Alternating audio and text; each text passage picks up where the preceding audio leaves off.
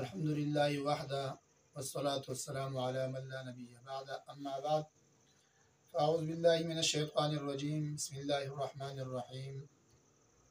وتعاونوا على البر والتقوى ولا تعاونوا على الإثم والعدوان. محترم سامعین و ناظرین، نن 11 اکتوبر 2024 د جمعې په ورځ د جمعیت طلبه عربیه د اپر دیر د بزم القرآن ناظم اعلی مولوی عبدالحق ربانی صاحب او ورسره د هغوی ملګری د سوشل میډیا ذمہ دار مولوی عبدالرحمن عابد صاحب، د جمعیت طلبه عربیه د منتظم اعلی برادر مکرم مولانا مفتی محمد افضل صاحب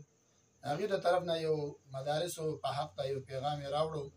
تر ټول نه اول خو زه د دې شکریه ادا کوم او د هغې نه پس چونکې نن سبا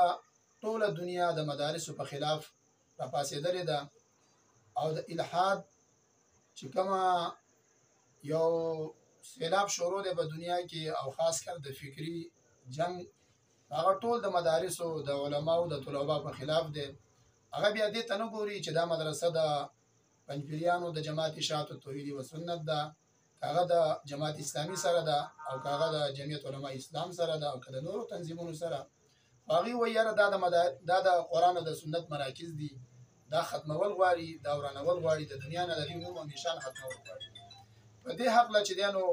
د دې یو څو اهم نکات دي او زما ډېر خوښ شو. زما سره په دې خبره کې تایید کوم، تصدیق یې کوم. یوه خبره د هغې نه چې د مدارسو د اسنادو په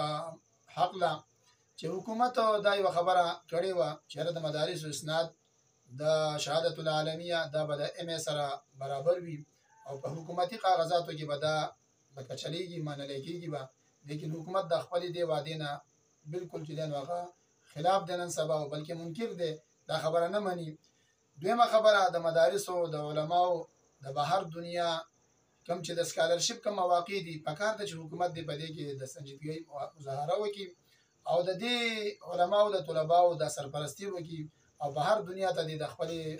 ادارو او د خپل د ملک علماو طلبا دې ولېږلی شي چې دوی د اسلام په ښه انداز سره خدمت وکړي. دارنګې د مدارسو د رجسټریشن کومه خبره چې دوی وکړله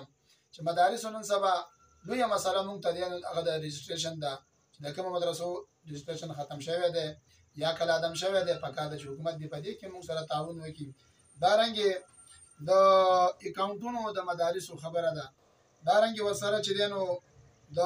سیکولر کوم نظام تعلیم چې نن سبا په دې ملک کې رایج دی، مونږ مطالبه کوو د حکومت نه چې دا اسلامي ملک دی، دا د لا اله الا الله په بنیاد آزاد شوی دی. پکار ده چې دې کې په ځای د سیکولر نظام تعلیم اسلامي نظام تعلیم رایج شي. دغه شان چې دی نو په دې کې د مدارسو په خلاف نن سبا چې کومې دا پروپاګانډې شروع دي، خاص کر د دهشتګردۍ په نوم باندې، د انتها پسندۍ په نوم باندې او قسمه قسم الزامونه په مدارسو او په اهلي مدارسو لګي. زما عاجزانه درخواست د حکومت ته چې په دې خبرو باندې د جمعیت طلبه عربیه چې دا کم چې نکاتي